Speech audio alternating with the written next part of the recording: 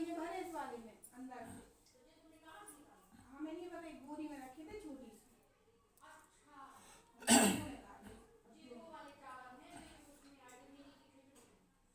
कृष्ण गोविंद हरे मुरारे, हे नाथ नारायण वासुदेवाय, हे नाथ नारायण वासुदेवाय, हे कृष्ण गोविंद हरे मुरारे, हे नाथ नारायण वासुदेवाय। श्रीमद् भागवत जी का मूल पाठ 10वें स्कंद का 34 अध्याय अथवा 34वां अध्याय। सुदर्शन और शंखचूड़ का उद्धार। ओम श्री शुकवाय।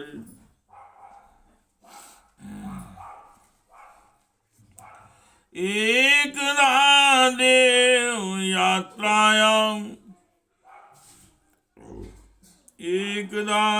यात्रायां गोपालान् जातु कौतुका अनुभिर्नदुद्युक्ते प्रेयुस्ते अम्बिकावनम्।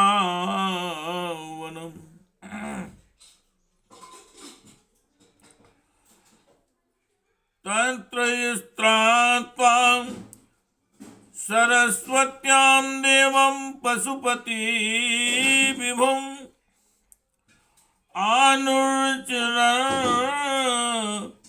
हरणैर्भक्त्या देवीं चानृपते अम्बिकाम्। गावो हरण्यं वसावांसि, गावो हरण्यं वासांसि मधुवन्नमादृता। ब्राह्मणेभ्यो ददो सर्वे देवो न प्रियतामिति।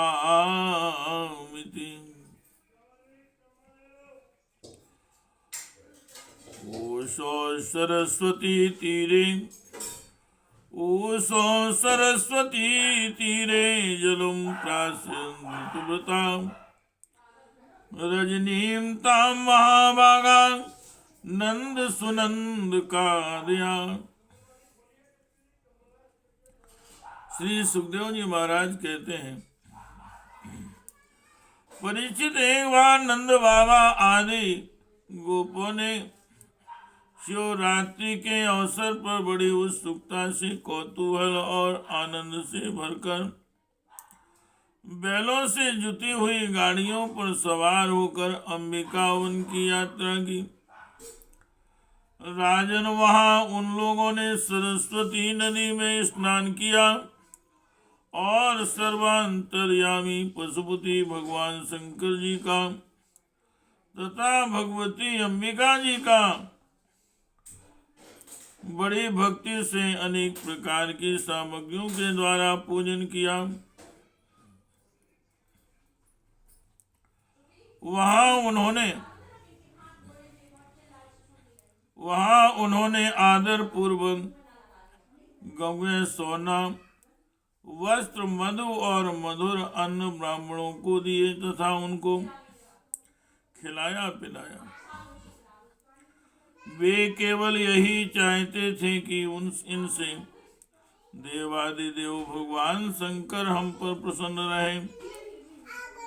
उस दिन परम भाग्यवान नंद सुनंद आदि गोपों ने उपवास कर रखा था, इसलिए वे लोग केवल जल पीकर रात के समय सरस्वती नदी के तट पर ही वे खटके सो गए। हे कृष्ण गोविंद हरे मुरारे, हे नाथ नारायण वासुदेवाय, हे नाथ नारायण वासुदेवाय। कंचन महान हिस्तस्मिन् विपिने अतीव बुभुक्षिता, यादृच्छा आगतो नन्दो शयान मुर्गो अंग्रसीतो।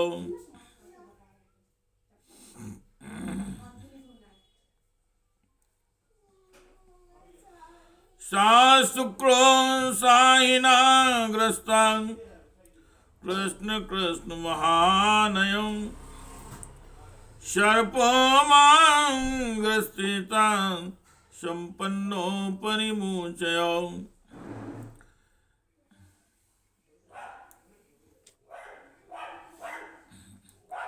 तस्य चाक्रन्दितं श्रुत्वा, तस्य चाक्रन्दितं श्रुत्वा गोपालशेषोत्थिता, ग्रस्तं च दृष्ट्वा ब्रुभान्ता सर्पदिव्यधुरुर्मुखे। अलाते दयमानोऽपि नामुष्यतो मुरङ्गमा, तमस्य प्रसतं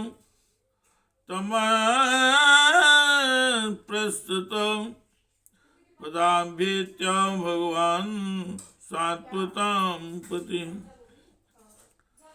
सावे भगवता श्रीमन्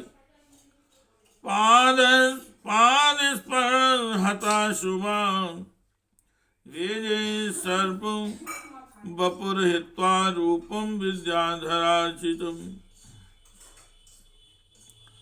तं पृच्छन् ऋषिकेशं प्रणतं समुपस्थितं, दीप्यमानेन वपुषा पुरुषं हेममालिनम्।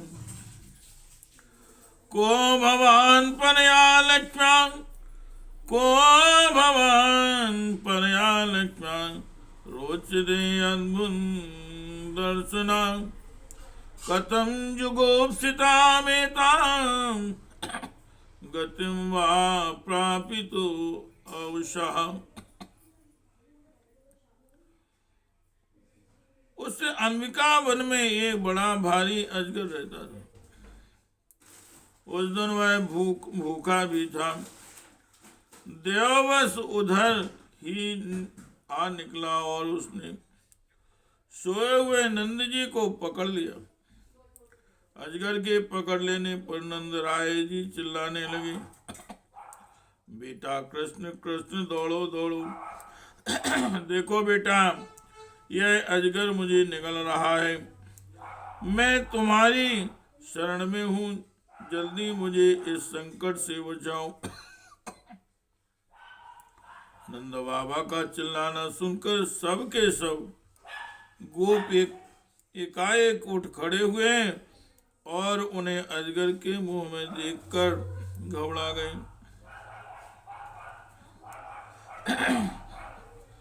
अब वे लोहाड़ियों से अधजली लकड़ियों से उस अजगर को मारने लगी, किंतु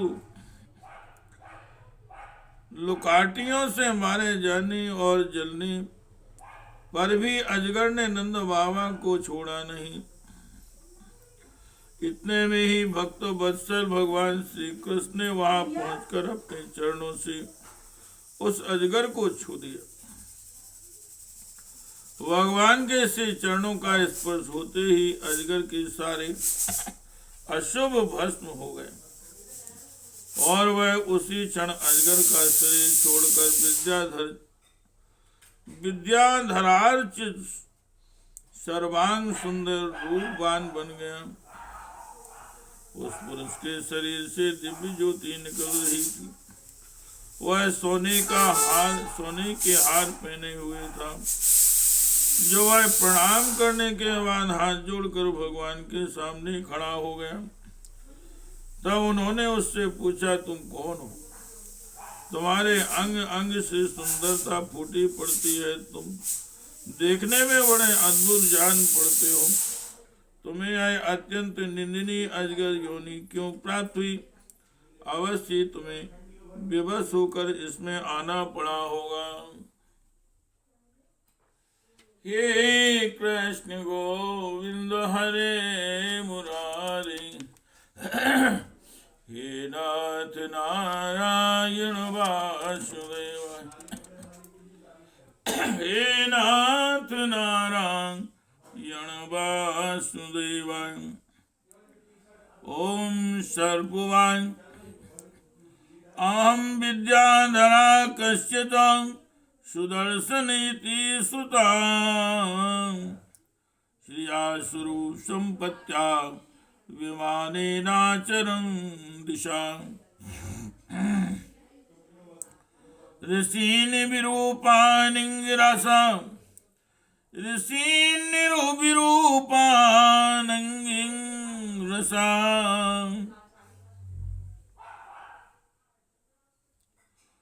ऋषीन् विरूपानिङ्गिरसा प्राय समरूप दर्शिता। तेरी मां प्रापितो योनि प्रलब्धे स्वेन शापां पामना। शापो मे अनुग्रहाय कृतस्ते करुणात्मभिः, यदहं लोक गुरुणा वदास्पृष्टो हता शुभा। तं ते त्वां भवभीतानां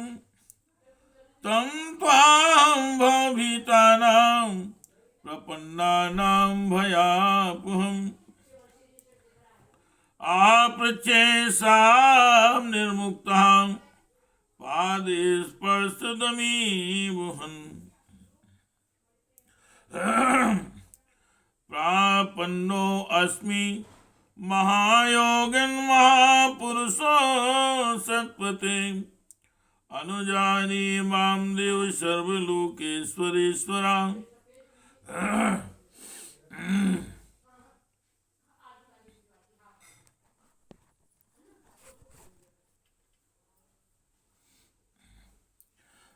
अजगर के शरीर से निकला हुआ पुरुष बोला, भगवान, मैं पहले एक विद्याधर था। मेरा नाम था सुदर्शन। मेरे पास सौंदर्य तो था ही, लक्ष्मी भी बहुत थी। इससे मैं विमान पर चढ़कर वह यहाँ से वहां घूमता रहता था। एक दिन मैंने अंगिरा गोत्र के कुरूप ऋषियों को देखा। अपने सौंदर्य के घमंड में मैंने उनकी हंसी उड़ाई। मेरे इस अपराध से कुपित होकर उन लोगों ने मुझे अजगर योनि में जाने का शाप दे दिया। वह मेरे पापों का ही फल था। उन कृपाल ऋषियों ने अनुग्रह के लिए ही मुझे शाप दिया था, क्योंकि यह उसी का प्रभाव है कि आज चराचर के गुरु स्वयं आपने अपने चरण कमलों से मेरा स्पर्श किया है। इससे मेरे सारे अशुभ नष्ट हो गए। समस्त पापों का नाश करने वाले प्रभु, जो लोग जन्म मृत्यु रूप संसार में भयभीत होकर आपके चरणों की शरण ग्रहण करते हैं, उन्हें आप समस्त भयों से मुक्त कर देते हैं। अब मैं आपके चरणों के स्पर्श से शाप से छूट गया हूँ और अपने लोक में जाने की अनुमति चाहता हूँ। भक्त वत्सल महायोगेश्वर पुरुषोत्तम, में आपकी शरण में हुई इंद्रादि समस्त लोकेश्वरों के लोक परमेश्वर श्याम प्रकाश परमात्मन मुझे आज्ञा दीजिए। हे कृष्ण गोविंदो हरे मुरारे, हे नाथ नारायण वासुदेव, हे नाथ नारायण वासुदेव, हे नाथ नारायण वासुदेव।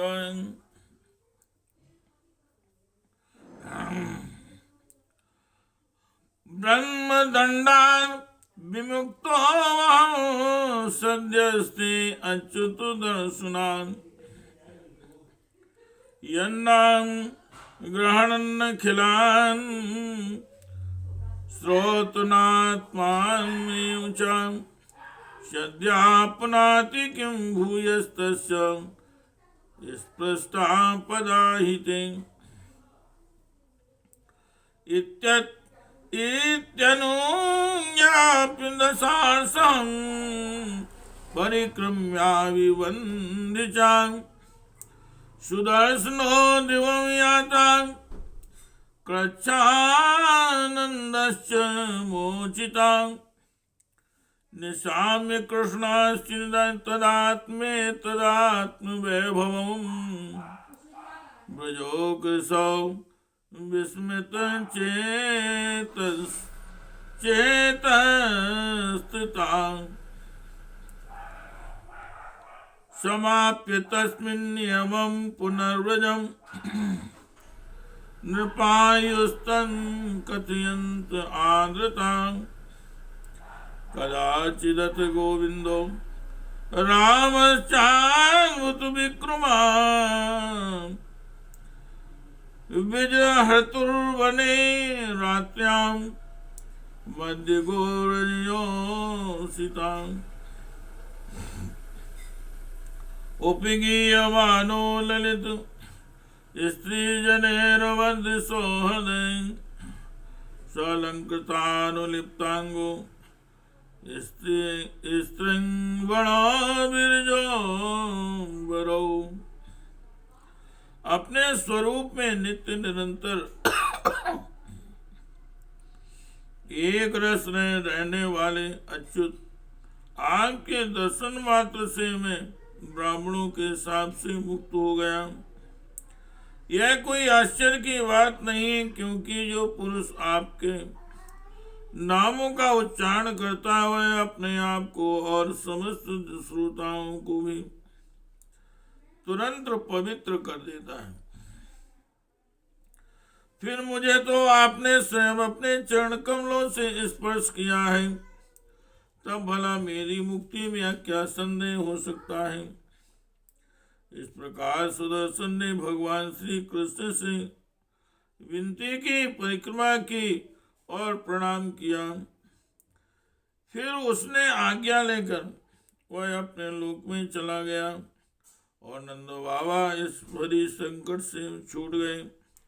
राजन जब ब्रजवासियों ने भगवान श्री कृष्ण का यह अद्भुत प्रभाव देखा तब उन्हें बड़ा विस्मय हुआ। उन लोगों ने उस क्षेत्र में जो नियम ले रखे थे उनको पूर्ण करके वे बड़े आदर और प्रेम से भगवान श्री कृष्ण की उस लीला का गान करते हुए पुनः ब्रज में लौट आए।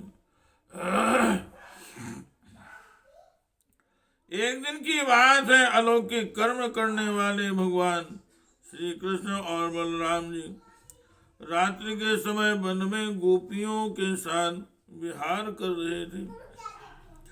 भगवान श्री कृष्ण निर्मल पीतांबर और बलराम जी नीलांबर धारण किए हुए थे। दोनों के गले में फूलों की सुंदर सुंदर हार लटक रहे थे तथा शरीर में अंगराग सुगंधित चंदन लगा हुआ था और सुंदर सुंदर आभूषण पहने हुए थे। गोपियां बड़े प्रेम और आनंद से ललित स्वर में उन्हीं के गुणों का गान कर रही थी। हे कृष्ण गोविंद हरे मुरारे, हे नाथ नारायण वासुदेवाय। हे नाथ नारायण वासुदेवाय। निशामुखो निशामुखो मानयन्ता उदितोऽनुपनारकं मल्लिका गन्ध मत्तालजुष्टं कुमुद कुमुद वायुना जगतो सर्वभूतानां मनाश्रवण मंगलम् तौ कल्पयन्तो युगपन् स्वरमङ्गलमूर्छितम्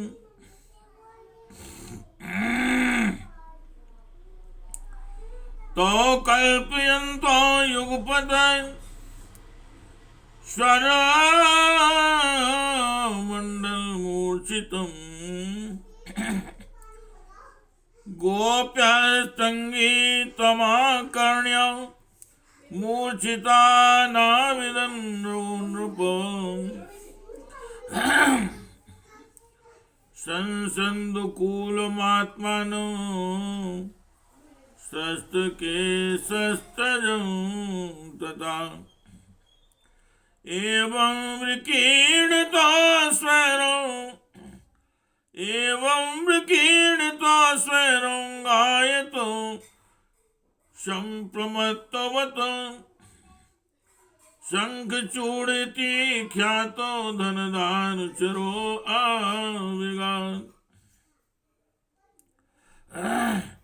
तयोर्निरीक्षितो राजतन्नाथं प्रमदाजनं क्रोशन्तं कालयावास दिशुदीच्यावसंकितः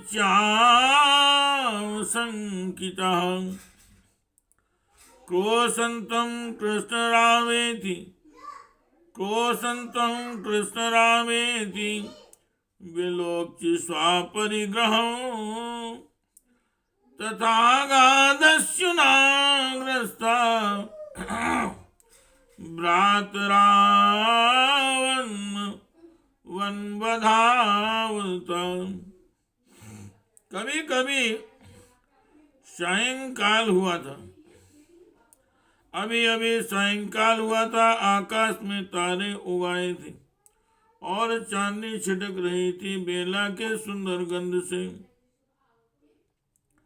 मतवाले होकर भौरे इधर उधर गुनगुना रहे थे तथा जलाशय में खिली हुई कुमुदनी की सुगंध लेकर वायु मंद मंद चल रही थी। उस समय उनका सम्मान करते हुए भगवान श्री कृष्ण और बलराम जी ने एक ही साथ मिलकर राग लापा। उनका राग आरोहे स्वरों के चढ़ाव उतार से बहुत ही सुंदर लग रहा था। वह जगत के समस्त प्राणियों के मन और कानों को आनंद से भर देने वाला था। उनका वह गान सुनकर गोपियां मोहित हो गईं। परीक्षितों ने अपने शरीर की भी सुध बुध नहीं रही कि वे उस पर से खिसकते हुए वस्त्रों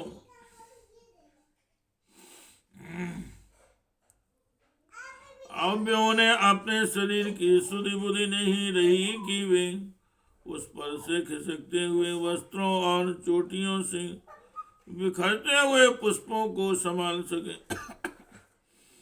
जिस समय बलराम और श्याम दोनों भाई इस प्रकार स्वच्छंद विहार कर रहे थे और उन्मत्ति की भांति गा रहे थे, उसी समय वहां शंखचूड़ नामक एक यक्ष आया और कुबेर का अनुचर था।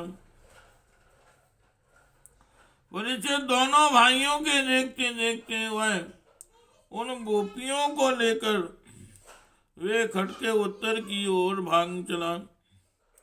जिनके एकमात्र स्वामी भगवान श्री कृष्ण ही हैं, वे गोपियां उस समय रो रो कर चिल्लाने लगी। दोनों भाइयों ने देखा कि जैसे कोई डाकू गौओं को लूट ले जाए, वैसे ही यह यक्ष हमारी पेशियों को ले जा रहा है। और वे हा कृष्ण हा राम पुकार कर रो पीट रही थी। उसी समय दोनों भाई उसकी ओर दौड़ पड़े।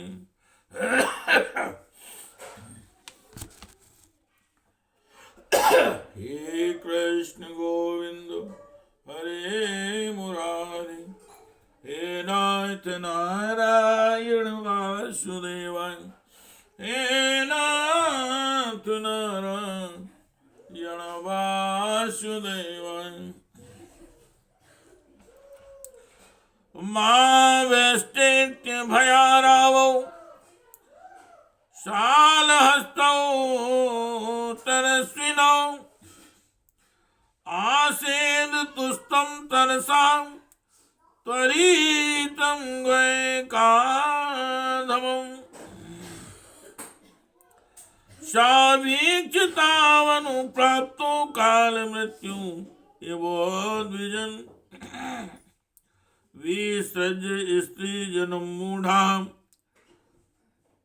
ताद्रवज्जीवितेच्छया। तमन्वधावन् गोविन्दो तामन्वधावन् गोविन्दो यत्र यत्र सा धावति। जिहीर्षस्तच्छित्रो जिहीर्षस्तच्छिरो रत्नं, तस्थो रक्षन् स्त्रियो वनान्। अविदूर इवान्वित्यत् अविदूर इवान्वित्यत् शिरस्तस्य दुरात्मना। जहार मुष्टिनेवांगो चूड़ामणिं विभो। शंखचूर्ण निहत्यवम् शंखचूड़ं निहत्येवं मणिमादाय भास्वरम्। अग्रजायां तात्प्रीत्यां पश्यन्तीनां चायोषिताम्। डरो मत इस प्रकार अवय वाणी कहते हुए हाथ में साल का वृक्ष लेकर बड़े वेग से क्षण भर में ही उस नीच यक्ष के पास पहुंच गए। यक्ष ने देखा कि काल और मृत्यु के सवार ये दोनों भाई मेरे पास आ पहुंचे, तब वह मूढ़ घबरा गया। उसने गोपियों को वहीं छोड़ दिया, स्वयं प्राण बचाने के लिए भागा। तब स्त्रियों की रक्षा करने के लिए बलराम जी तो वहीं खड़े रह गए, परंतु भगवान श्री कृष्ण जहां जहां वह भाग कर गया उसके पीछे दौड़ते गए। वे चाहते थे कि उसके सिर की चूड़ामणि निकाल लें। कुछ ही दूर जाने पर भगवान ने उसे पकड़ लिया और उस दुष्ट के सिर पर कसकर एक घूंसा जमाया और चूड़ामणि के साथ उसका सिर भी धड़ से अलग हो गया कर दिया। इस प्रकार भगवान श्री कृष्ण शंखचूर्ण को मारकर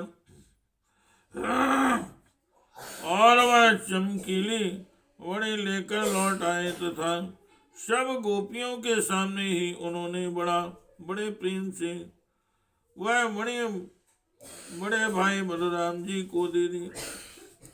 इति श्रीमद्भागवते महापुराणे परमहंस्यां संहितायां दशम स्कंदे पूर्वादे शंखचूर्ण वधू नाम